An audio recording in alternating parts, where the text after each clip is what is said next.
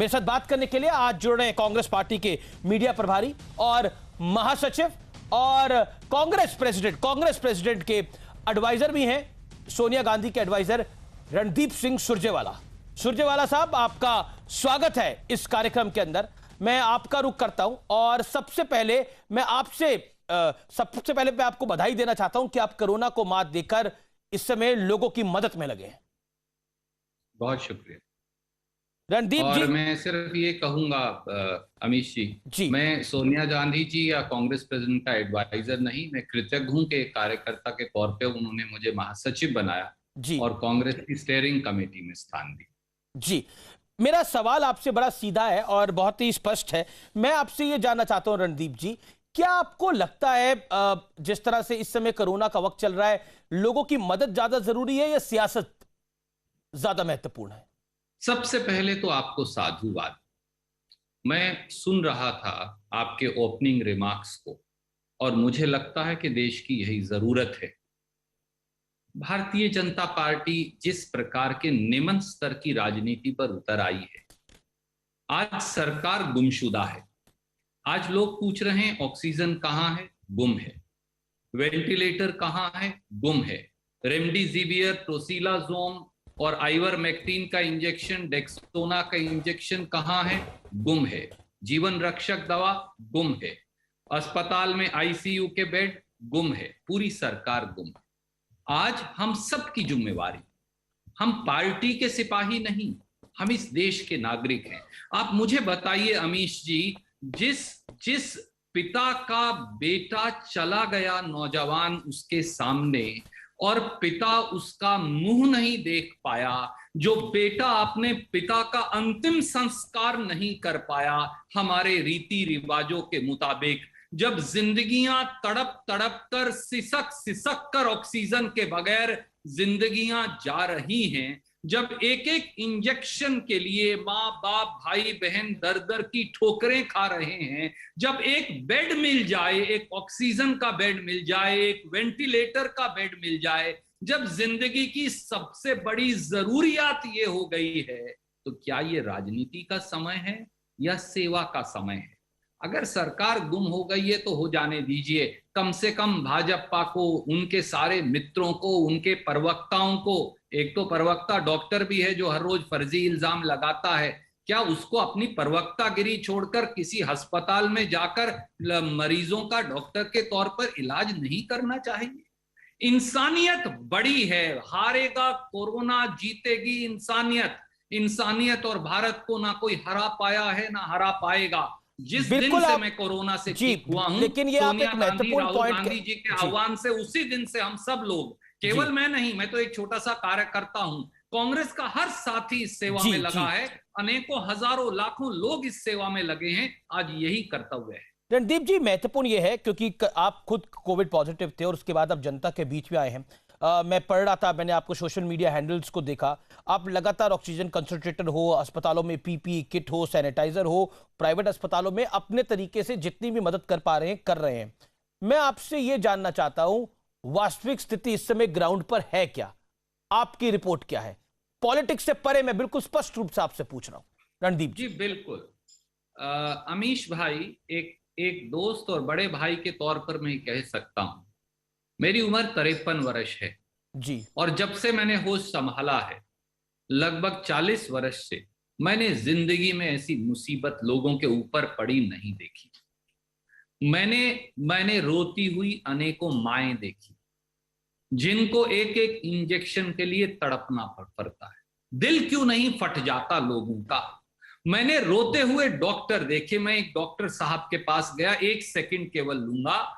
वो रो रहे थे क्योंकि वहां एक हमारी बहन जिसको बच्चा होने वाला था, वो कॉम्प्लिकेशन में फंस गया और नॉन कोरोना पेशेंट को हरियाणा की भाजपा सरकार ऑक्सीजन नहीं दे पा रही थी और वो बहन मर जाती। हम सब ने मिलकर कोशिश की, एक ऑक्सीजन के सिलेंडर का इंतजाम किया।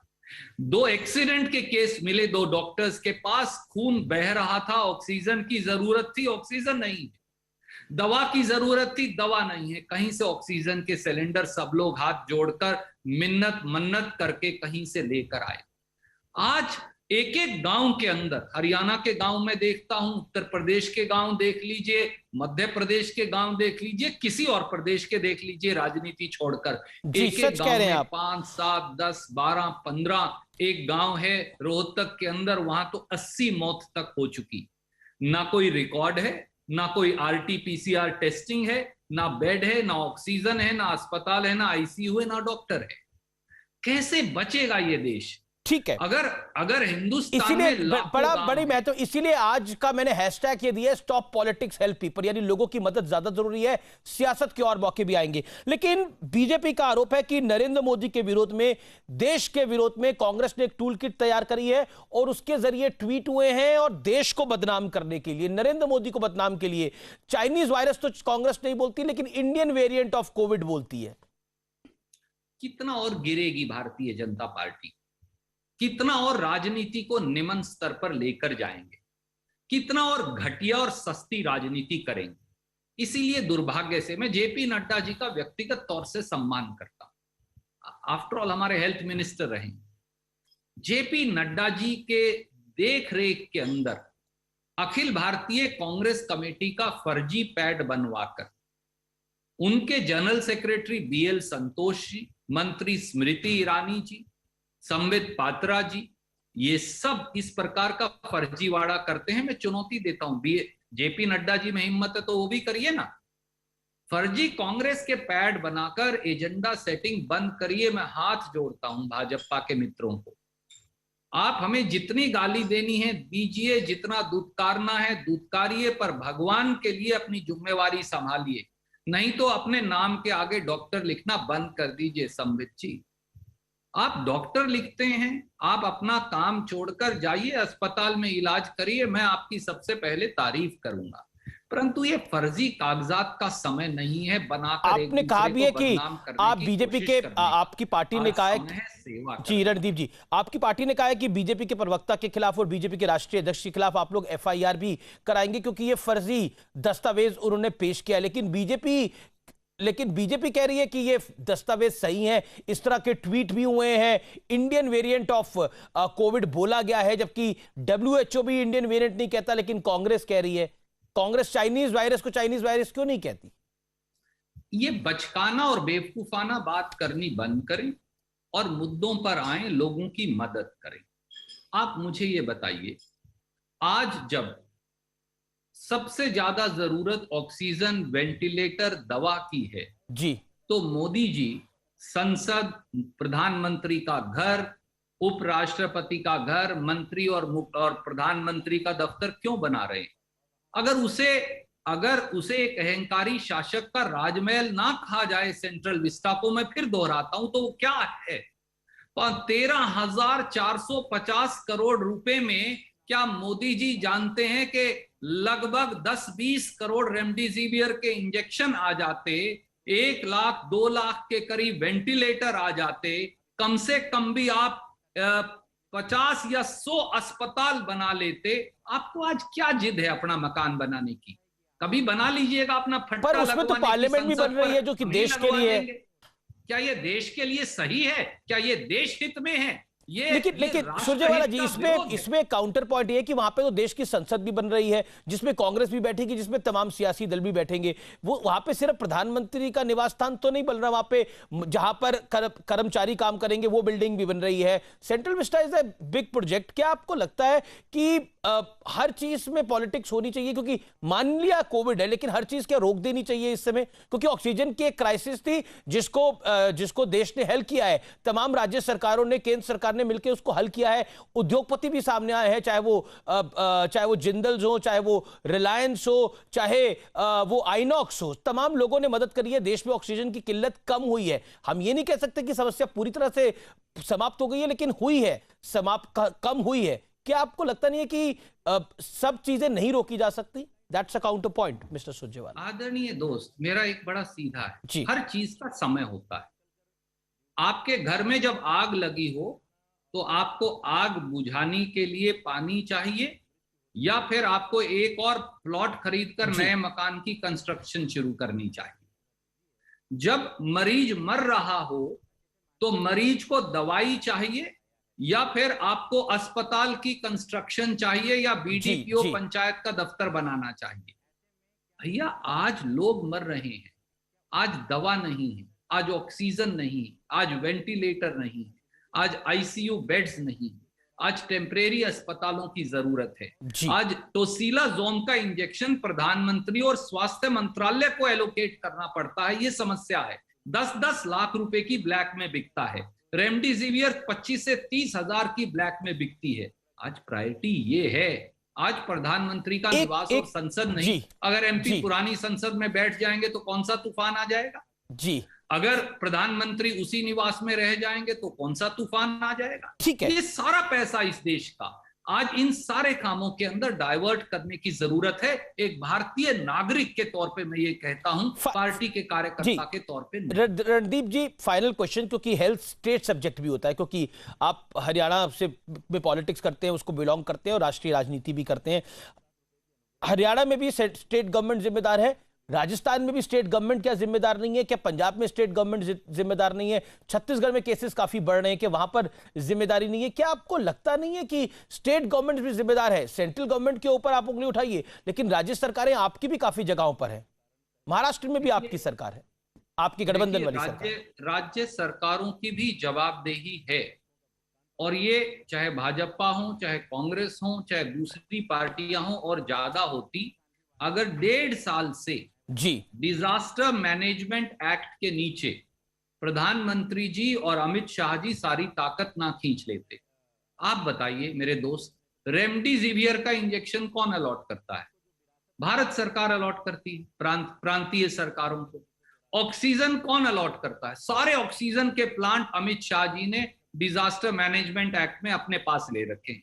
उनकी बेवकूफाना हरकतें मैं आपको 1 सेकंड में बताऊंगा। भिवाड़ी गुड़गांव और दिल्ली के साथ है।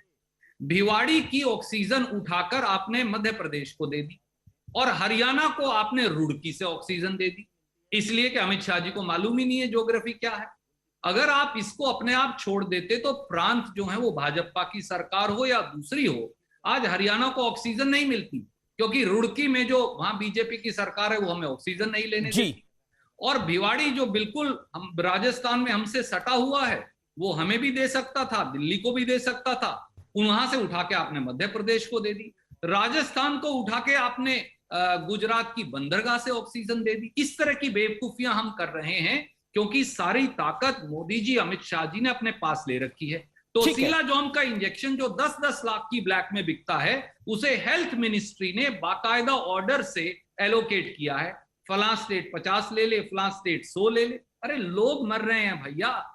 वेंटिलेटर्स जो हैं, आज तक भी भारत सरकार ने 12% टैक्स लगा रखा है वेंटिलेटर पर, ऑक्सीजन कंसंट्रेटर पर। इस समय भी कई लाख कंसंट्रेटर जो हैं ऑक्सीजन के कस्टम में पड़े हैं, परंतु भारत सरकार उन्हें क्लियर ही नहीं करती। प्रांतीय सरकारें या एनजीओ क्या खाक करेंगी? मैं खास तौर से कई उद्योगपतियों का आपने नाम लिया, कईयों का नहीं भी लिया। मैं हर उस साथी की, चाहे मैं उनसे सहमत हूं या ना, तारीफ करता हूं। खास तौर से जैसे जिंदल समूह है, वो कांग्रेस परिवार से जुड़ा है, आगे आके उन्होंने मदद की, और कई उद्योगपति घरानों ने, रिलायंस ने भी मदद की, और कई उद्योगपति घरानों ने मदद की। रिलायंस ने बहुत सारी ऑक्सीजन दी, जिंदल समूह ने बहुत सारी ऑक्सीजन दी। ये काबिले तारीफ है। आज हर व्यक्ति को मदद करनी चाहिए, बजाय इधर उधर की बात कर एजेंडा सेटिंग करने के। एजेंडा सेटिंग नहीं आपको लग रहा है कि tool kit, Randeep Surjewala, it is a big political question, क्या आपको लगता है ये टूल किट के बहाने बीजेपी अपना एजेंडा सेट कर रही है? दिस इज योर बिल्कुल ओके, दैट्स द पॉइंट। घटिया, सस्ती, ओछी और निमन स्तर की राजनीति सस्ती और ओछी राजनीति कर रही है बीजेपी, क्योंकि उनके पास कुछ कहने दिखाने को है नहीं। कभी यूथ कांग्रेस के ऑफिस में रेड करवाते हैं, कभी युवा कांग्रेस अध्यक्ष से, पर वो तो हाईकोर्ट के कहने पे हुआ सुरजेवाला जी, वो तो हाईकोर्ट के रेड नहीं हुआ, उसमें तो गौतम गंभीर से भी पूछताछ हुई, उसमें तो हरीश खुराना जो कि मदनलाल खुराना, स्वर्गीय मदनलाल खुराना के बेटे हैं, बीजेपी के प्रवक्ता है दिल्ली के, उनसे भी पूछताछ हुई, गौतम गंभीर से भी पूछताछ हुई, क्योंकि वो तो एक हाईकोर्ट ने जब बोला था, और आई थिंक दिल्ली पुलिस ने उसमें जो मतलब अपनी बयान भी हाईकोर्ट में दिया, उसमें बोला कि इन लोगों के पास ऐसा कुछ नहीं निकला जो विच जो पब्लिक डोमेन में भी है। बहुत बहुत शुक्रिया आपका, और आप लोगों की मदद कर रहे हैं, इसके लिए आपकी तारीफ है रणदीप जी। और अपना ध्यान रखिए, बड़ा जरूरी है कोविड के समय पर आप भी अपना ध्यान रखें।